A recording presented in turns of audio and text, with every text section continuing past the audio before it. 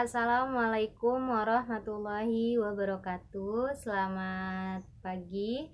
Perkenalkan, saya Ayesa. Saya mahasiswi Universitas Esa Unggul, Fakultas Fisioterapi, kelas KJ 001, mata kuliah Elektrofisika dan Sumber Fisi 1. Baik, pada kesempatan kali ini saya akan menjelaskan mengenai materi krioterapi atau biasa dikenal dengan sebutan energi dingin.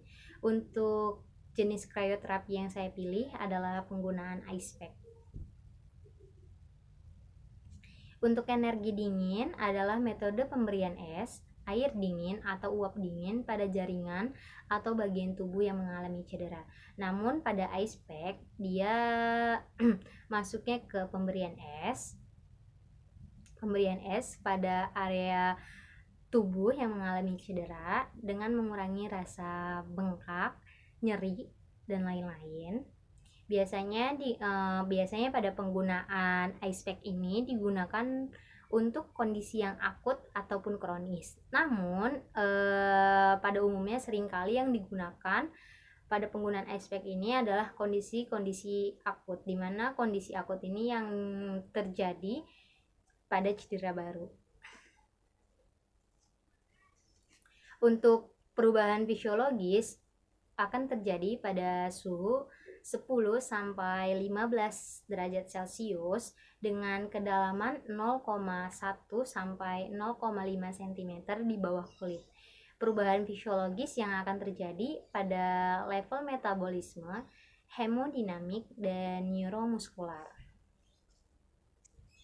Untuk efek metabolismenya pada perubahan fisiologis ini, yang pertama itu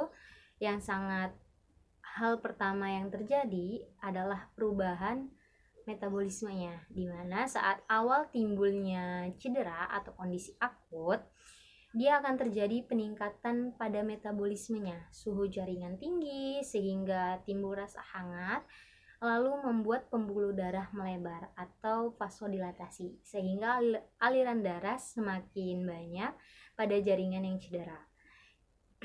Untuk yang efek hemodinamik itu awal pemberiannya itu pada pembuluh darah terjadi penurunan aliran darah atau vasokonstriksi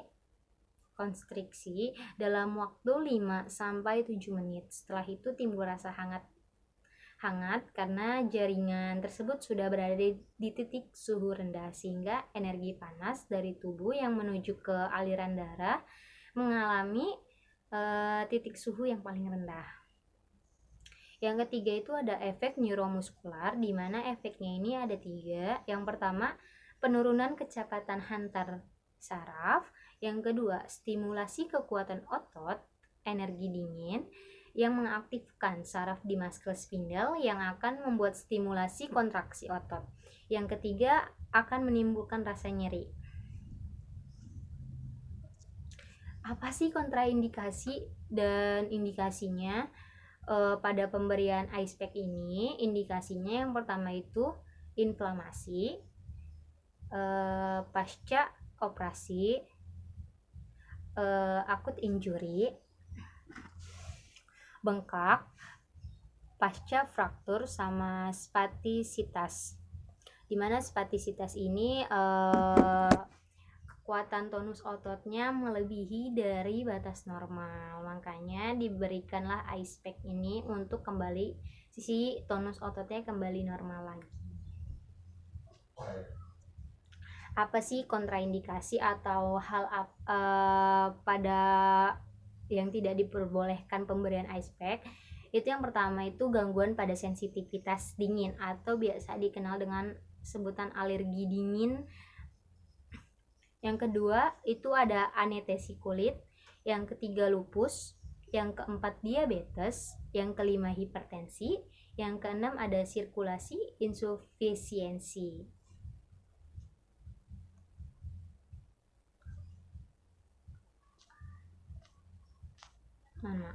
Untuk dosis dari krioterapi atau di ice pack-nya itu frekuensinya itu pada penyakit yang akut atau cedera baru itu diberikannya setiap per 4 jam sekali.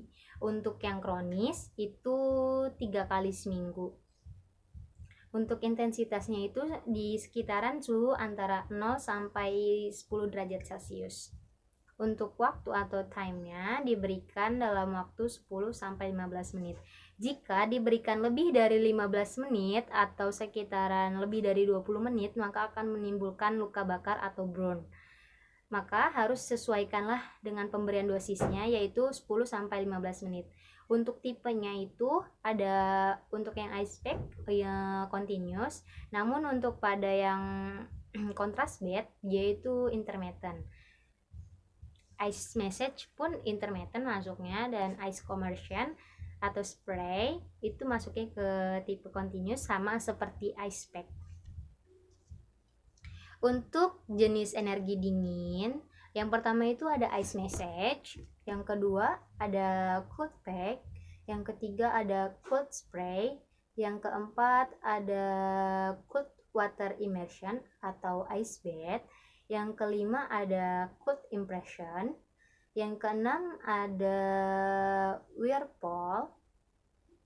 Ini untuk jenis-jenis energi dingin. Nah, untuk kesempatan tadi yang saya bicarakan, saya mengambil yang ice pack.